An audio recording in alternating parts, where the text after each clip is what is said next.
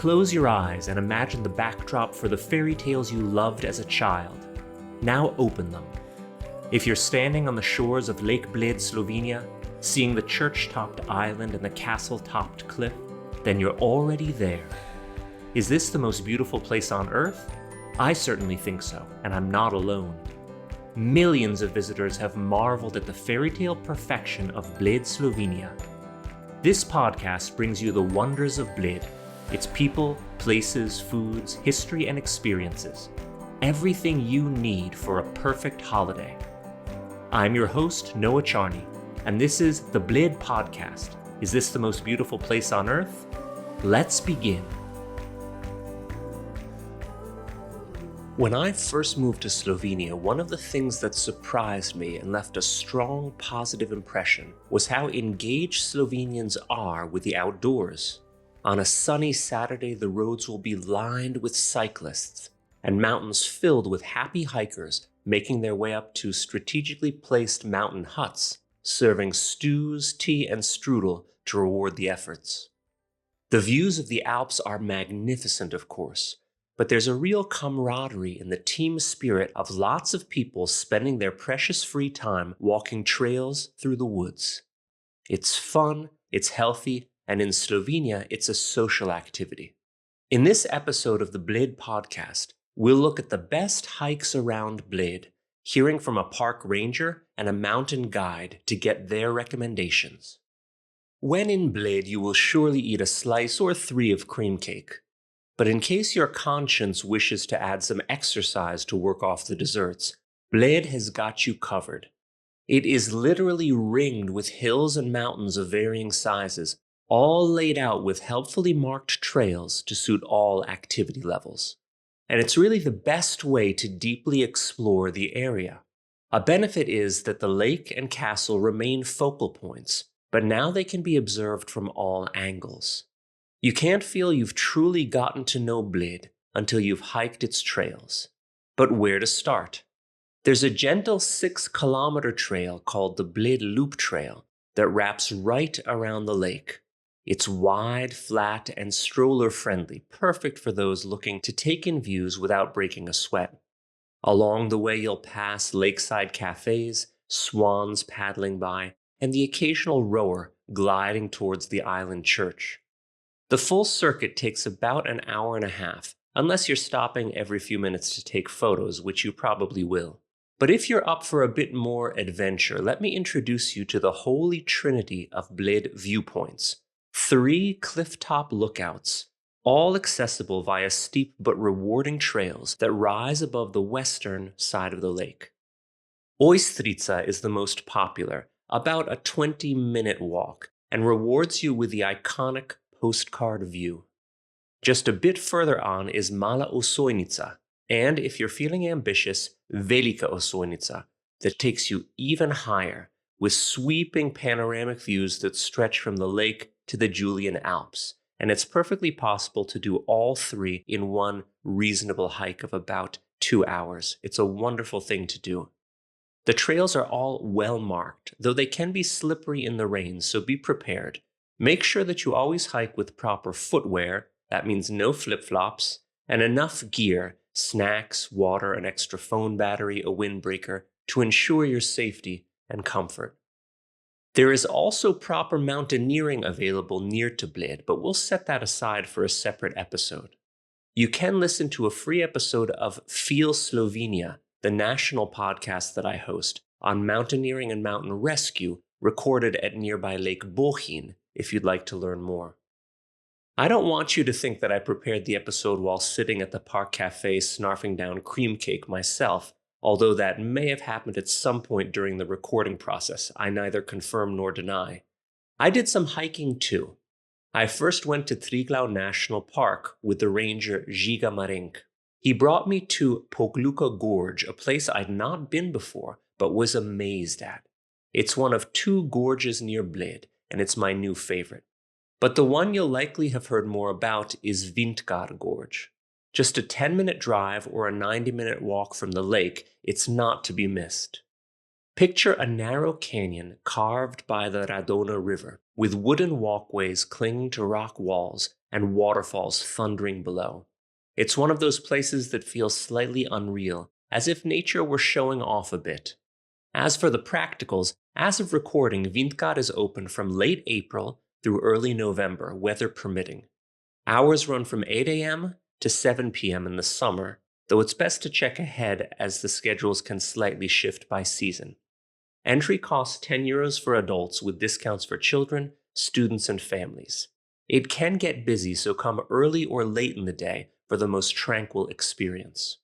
Now, if Vindkad is the flashy extrovert of Slovenian gorges, Pokljuka is its quieter, more mysterious cousin. It's less visited and all the more rewarding for it. Located just a 15-minute drive from Bled, Pokljuka Gorge is a remnant of a vanished glacier, with moss-covered cliffs, natural bridges, and even a few caves. The trail here feels ancient, almost primeval, and you may find yourself alone among the ferns and towering rock walls. There's a natural keyhole opening in a cave and an elevated walkway that leads through a stone passage, giving off a Mines of Moria vibe. It's a moderate hike, not particularly strenuous, and there's no entry fee. Just peace, birdsong, and the feeling that you've stepped into a Tolkien novel. That's where I went with Žiga Marenk. Hear me out of breath? See, that's proof that I did actual hiking. So if you've been to Pokljuka, you probably saw that the most common tree species is the spruce. But it's not natural to that environment, you know? About 300 years ago, the whole Pokljuka was planted just by beech tree, bukio. And then at that time, you know, industrialization started. So what they did, they chopped down every beech tree because they need this charcoal. And Pokljuka was a wasteland, nothing there. And then the foresters start to see the German school, because in Germany they start with spruce, you know, because it's very economics. You know, it grows quite fast. At that time, it didn't have any natural dangers.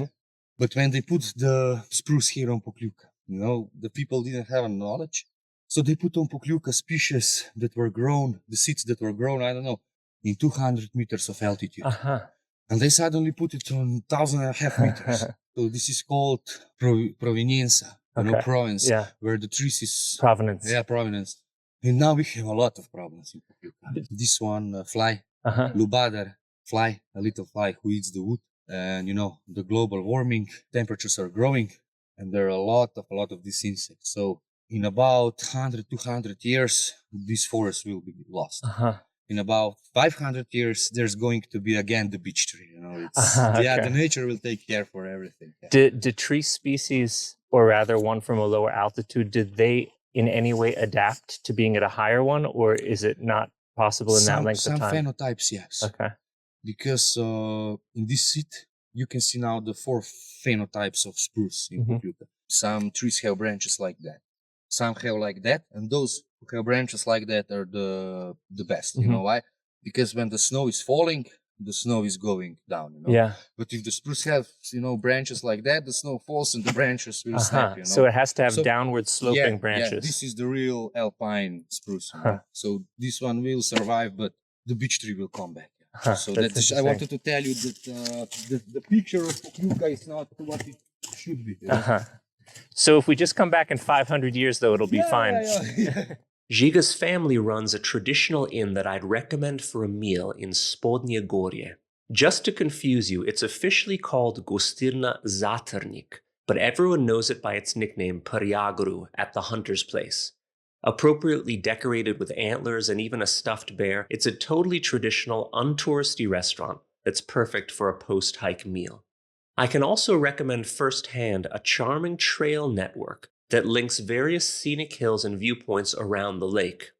This includes Straže Hill, Home Hill, and Baba Hill, all offering a mix of forest paths and open views. Many of these trails interconnect, allowing you to create your own loop, long or short, quiet or challenging. I hiked Home Hill, a part of which is also called Home Edge, with Martin Šolar. Martin is a bit of a celebrity around these parts. He is a distinguished Slovenian conservationist, mountain guide, and executive renowned for his extensive contributions to environmental protection and sustainable development in the Julian Alps. With over 3 decades dedicated to Triglav National Park, Slovenia's sole national park, Martin's journey began as the park's first scholarship recipient back in the early 1980s. He later served as the director of the park. He's also been director of the Kobarid Museum and vice president of the Alpine Association of Slovenia. And he was honored as the 2023 ambassador of the Julian Alps Biosphere Reserve. So this is the perfect gentleman with whom to go hiking. Martin, where are we right now? You took me on this lovely morning hike. We are on so-called Podhom Edge. It is an edge under the Hom Hill. Hom Hill is the highest hill around the Bled. It is 800 meters above sea level. It's not very high, but it's a very interesting and very popular viewpoint, also for the locals. There is an old, many hundred years old church, Santa Caterina Church, and we are walking around the Hom Hill. We say Podhom Edge. And it's got an amazing view. You said it's like the altar of Bled, and it's a great way to describe it because we have this expansive view, which I'd never seen, and I've been to Bled countless times. And it's really an easy walk for families. You can approach it from Vindkar Gorge if you were visiting there, or from Zasip. So one of the things I'd love to know about is some of your favorite walks to do. But first, could you tell us a little bit about your own background? Well, yes, I'm really indigenous from Bled. 60 years I'm living here in Bled.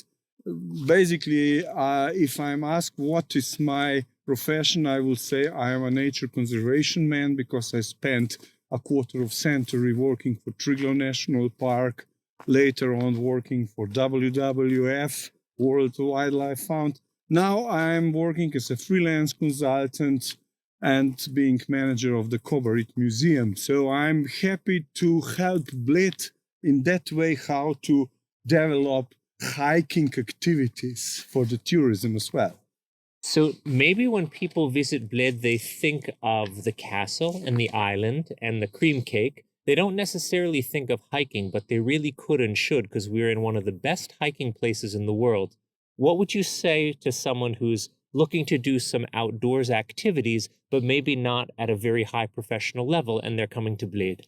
Well, Bled definitely lies on the foothills of the Julian Alps, but you do not need to enter the core of the Julian Alps, the core of the national park, because just the Bled and the villages around and these hills, which are like wardens around the lake, they are offering many interesting foot walks.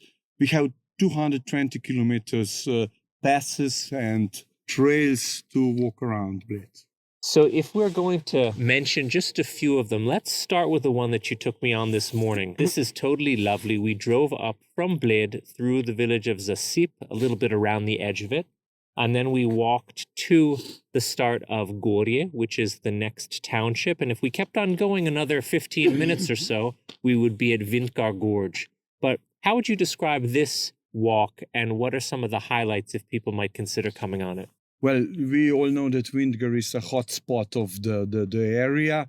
We, the locals, and also many people do not want mass. And there is some mass tourism in Vindkar, but just a few steps beyond, you can find a peaceful part of the area, which is not demanding. It's a flat walk around the hill with really the best views, not only on Bled, but on Karavanke, on Triglav. You can see the flat land down to Ljubljana almost. Now, you described the geology of the hill we're on as a hill that survived the glacial movement. And there's a special term for that in Slovene. Remind me what it is? Yeah, Griči osamelci. It is these hills stayed, and the geology was a bit stronger, and they remained to stay there when the glacier came through. So when the glacier came through, if a hill wasn't strong enough, it would essentially knock it down. That's right. But this is one of the ones that it went around. Yes. And as a result, it's got a name that in English might be a lonely hill, but that doesn't really tell the full story. That's right. The end of the last ice age is 10 to 12,000 years ago. And when these glaciers melted at that time, they went down and they were pushing everything in front of the glacier. Just the hills with more solid geological structure stayed. And these are hills like wardens around the Bled Lake they are staying. And this is something what we call, Griciosamelci, lonely hills, because they are not part of the high plateau or part of the hill lands. They are just raising up from this Bled flatland. And they provide these wonderful views and a perfect light hike. So Podholmets Edge is one of the ones we'd recommend. What would be another one you would recommend tourists consider? Everybody who is going to the Bled Castle, they're already on one of them. There are Straža with a long tradition. Even Arnold Rickley started with some hiking trails on Straža, for example. But what we developed in the last years is so-called Blejski Razgledni Trail. It means Bled View Trail. And this is 4 to 5 hours long trail from Bled Center over the Bled Castle Hill, over to Ojstrica, Osojnica, Straža. So these wardens around the lake. And you're going ups and downs. At the end, it is 5 hours, but you can even stop. You can get lunch in between when you come down and before you climb up again. So Bled View Trail is something what I would really recommend. And I'm seeing people already going, having tracks and going around. So that's perfect. So that sounds perfect for me. How would a tourist get information about that trail? So we, in Bled Tourism, we developed recently a new hiking trail map with a short, simple descriptions on the back side. You can get this map just for a few euros, really very, very cheaply. And there are some simple map even for free, where again, these best trails are simply described. This is the one part. Then we have the information boards, the signposts you can see in Bled. And of course, nowadays you have many apps which you can guide you around that trail. Is there an app that you recommend for the trails around Bled in Slovenia? Let me say, you mean from app Bled and the other destinations and Julian Alps joint Outdoor Active platform, which is somehow at the moment the best for us. We are using it. The problem is that there are many apps, and there is a problem to control all of them. Sure. Yeah. Okay, the other thing I want to know when I'm going on a hike is if there's going to be a place I can stop to eat. Is there a trail with a good gostilna or country inn that you can recommend that is a good incentive for doing the exercise? So I would say so that on that hills, basically, there are almost nothing or a snack sink or something like that. But these hills are not far away from the villages, from the Bled villages or from the Bled town center. I would definitely recommend the old pub Planins, which is just nearby the bus station, with a more than 100 years old tradition, with a very good food. And even it's popular for the locals, I would say. Okay, and what if someone would like to go with a guide, someone like you, if not you? How would they book a guide to take them on a walk? Well, I would say, first of all, Tourism Bled Information Office. This is the most important in the building where also the Triglav National Park is. So this is, I think, the most important thing. We have many agencies, but they are usually offering what they are providing. The wide or broadened picture you can get at the Tourist Information Office. Thank you so much, Martin. Should we continue our walk then? Yes, let's go. If you need any tips for your hikes around Bled, stop by the Bled Tourist Info Center. Maps are available there, but I'd recommend you hire a mountain guide. Not only will their presence mean that your safety is ensured and that you don't have to plan anything yourself, just tell them what you're interested in doing and at what fitness level, but they're also there to teach you all you'd like to know about Slovenia, Bled, and the pristine nature of its mountain forests. If you prefer to self-guide, the maps and trail markings are clear, and you can use apps like Kahoot or All Trails to keep track of your route. And the best part? Most of these trails are free, open year-round, and pass through gorgeous forests that smell like pine and possibility. So if you're headed to Bled, and I certainly hope you are, don't just look at the lake. Don't just eat the cream cake. First look at the lake, then eat the cream cake, then walk around it, and then walk above it. Walk into the gorges and up into the hills, because here, every path leads to beauty. Thanks for joining us for this episode of the Bled Podcast. Is this the most beautiful place on earth? The official podcast of the Bled Tourist Board. In each episode, we explore Bled and its surroundings. You'll find it all here, in this image of paradise.